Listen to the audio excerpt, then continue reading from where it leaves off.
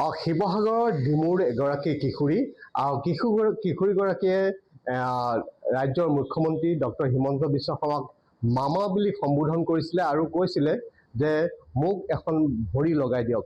আৰু সেইগৰাকী বিশেষ কিশোৰী বৰ্তমান উত্তৰ গুৱাহাটীৰ আমিনগাঁৱত উপস্থিত হৈছে আৰু আমিনগাঁৱত যি তুলাৰাম বাফনা কৃত্ৰিম ভৰি সংস্থাপন কেন্দ্ৰ আছে সেই কেন্দ্ৰটোত এইগৰাকী কিশোৰী বৰ্তমান আহি উপস্থিত হৈছে। মই পোনপটীয়াভাৱে দেখুৱাবলৈ যত্ন কৰিছোঁ। এইগৰাকী কিশোৰী আৰু এইগৰাকী কিশোৰীৰ বিশেষভাৱে সক্ষম বুলি ক'ব লাগিব। আৰু এইগৰাকী কিশোৰীয়ে ৰাজ্যৰ মুখ্যমন্ত্ৰী ডক্টৰ হিমন্ত বিশ্ব শৰ্মাক আহ্বান জনাইছিলে যে তেওঁক এখন ভৰি লগাই দিব লাগে। আৰু এই বাতৰি নিউজ লাইভত প্ৰকাশ হৈছিলে। আৰু তাৰপিছতে আমিনগাঁৱৰ যি কৃত্ৰিম ভৰি সংস্থাপন কেন্দ্ৰ আছে সেই কেন্দ্ৰটোৱে তেখেতসকলৰ সৈতে যোগাযোগ কৰিছিলে আৰু সেই যোগাযোগ মৰ্মে এইগৰাকী কিশোৰী আজি পৰিয়ালসহ আমিনগাঁৱৰ এই বিশেষ কেন্দ্ৰটোত আহি উপস্থিত হৈছে। আৰু আমি গম পোৱা মতে এইগৰাকী কিশোৰীক কৃত্ৰিম ভৰি সংস্থাপন কৰা হ'ব আৰু তাই সুন্দৰকৈ খোজ কাঢ়িব পাৰিব। আৰু এয়া নিশ্চিতভাৱে এটা খুব ভাল খবৰ। আৰু এই সংস্থাটোৱে কেৱল এইগৰাকী কিশোৰীয়ে নহয়, এতিয়ালৈ প্ৰায় 11,000তকৈ অধিক লোকৰ শৰীৰত এনেধৰণৰ কৃত্ৰিম ভৰি সংস্থাপন কৰিছে আৰু তাৰ কাৰণে কোনো ধৰণৰ মাননি গ্ৰহণ কৰা নাই। আৰু তাৰ মাজতে এইগৰাকী কিশোৰীক মই পোনপটীয়াভাৱে নিউজ লাইভৰ দৰ্শক দেখুৱাই আছোঁ আৰু মই কথা পাতিবলৈ যত্ন কৰিম কিশোৰীগৰাকীৰ সৈতে। তোমাৰ নামটো কি আছিলে? মোৰ নামটো শ্ৰী বীৰেণা চাউৰা। বীৰেণা চাউৰা। ঘৰ ক'ত তোমাৰ? মোৰ ঘৰ শিৱসাগৰ। শিৱসাগৰ। আৰু তুমি মামাক কি আহ্বান জনাইছিলা? মামাক কৈছিলো যে মোক ভৰি এটা লগাই দিব লাগে। ভৰি এটা লগাই দিব লাগে। কি হৈছিলে তোমাৰ? মোৰ জন্মগতিত পুৰিছিলে। পুৰিছিলে? তাৰপিছত পাহৰোতে।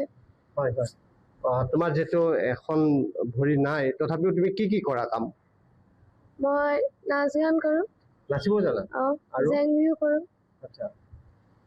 খেল নকৰোঁ। কি অসুবিধা হয়? বাকী অন্য কি অসুবিধা হয়? মোৰ অসুবিধা খোজ কঢ়াত অসুবিধা হয়। স্কুললৈ যোৱা তুমি? স্কুললৈ যাওঁ। আৰু আজি যিহেতু তুমি আমিনগাঁৱৰ এই বিশেষ কেন্দ্ৰটোত আহিছা, তোমাৰ লগত মা আহিছে, দেউতা আহিছে, কিহৰ কাৰণে আহিছে গম পাইছা তুমি? গম পাইছো। কি? ভৰি এটা লগাই দিব লাগে। ভৰি এখন লগাই দিব।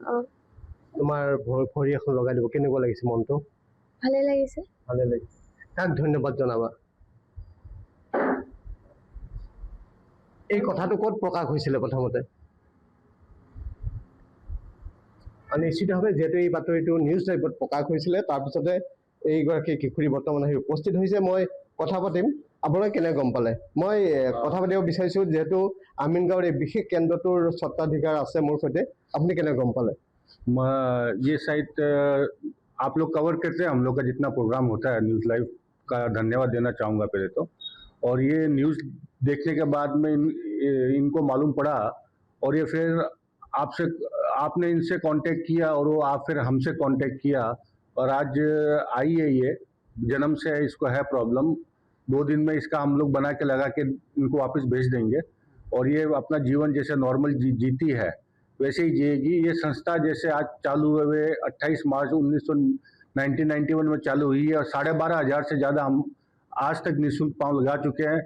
हम चाहते हैं कि ये मीडिया में और बाकी सोशल मीडिया में ज़्यादा थोड़ा सा फैले ताकि गांव-गांव में ये मालूम पड़े कि यहाँ पे ये काम होता है, निःशुल्क होता है और जितना लाभ उठा सके। ये हम कोई नहीं चाहेगा कि ऐसा हो किसी के साथ, लेकिन होते हैं तो हम लोग करते हैं तो हम लोग को अच्छा लगता है। वो सब फ्री होगा ना? 1 रुपया नहीं लगेगा। इनको आएंगे, इनको नाश्ता कराया जाएगा, चाय पिलाया जाएगा, इनका ध्यान रखा जाएगा और इनको कभी भी आगे भी कभी भी कोई तकलीफ होगी तो ये आएंगे। उनके लिए कुछ भी पैसा नहीं लिया जाएगा। निश्चितभाৱে ক'ব লাগিব যে এয়া আচলতে নিউজ লাইভৰ বাতৰিৰ প্ৰভাৱ। যিহেতু এইগৰাকী কিশোৰীৰ কথা নিউজ লাইভত প্ৰথম প্ৰকাশ হৈছিলে আৰু তাৰপিছতে এইগৰাকী কিশোৰী আহি আমিনগাঁৱৰ এই বিশেষ কেন্দ্ৰটোত উপস্থিত হৈছে। মই কেন্দ্ৰটোৰ যিজনে ব্যক্তি আচলতে গোটেই কামটো কৰে, মই তেখেতৰ সৈতে কথা পাতিম। পবিত্ৰৰ ওচৰলৈ আহিছোঁ। কি গম পালা? নমস্কাৰ। ছোৱালীজনী গম পাইছোঁ সৰুতে 2 মাহ যেতিয়া হৈছিল তেতিয়া তাইৰ ভৰিখন জ্বলিছিল, জুইত জ্বলি গৈছিল। ট্ৰিটমেণ্ট কৰাৰ পিছত কি হ'ল, ভৰিখন মানে ভাজ খাই গ'ল, মানে খুব সম্পূৰ্ণভাৱে ঠিক নহ'ল। কিন্তু যি হওক মানে 14 বছৰ তেনেকৈ খোজকাঢ়ি থাকিলে তাই। যেতিয়া আপোনালোকৰ নিউজত পালোঁ, আমাৰ ছাৰে যোগাযোগ কৰিলে যে নিউজ লাইভৰ এটা এড আহিছে আৰু কোনোবা কোনোবি VIP বিলাক ফোনো কৰিছে আৰু আপুনিতো যোগাযোগ কৰিছে তো এতিয়া আমি ভণ্টিটোৰ জোখ মাখ কৰিলোঁ আজি জোখ মাখ লৈছোঁ কেইদিনমান পিছতে আমি তাইক ধুনীয়াকৈ কৃত্ৰিম ভৰি এখন খুৱাই দিম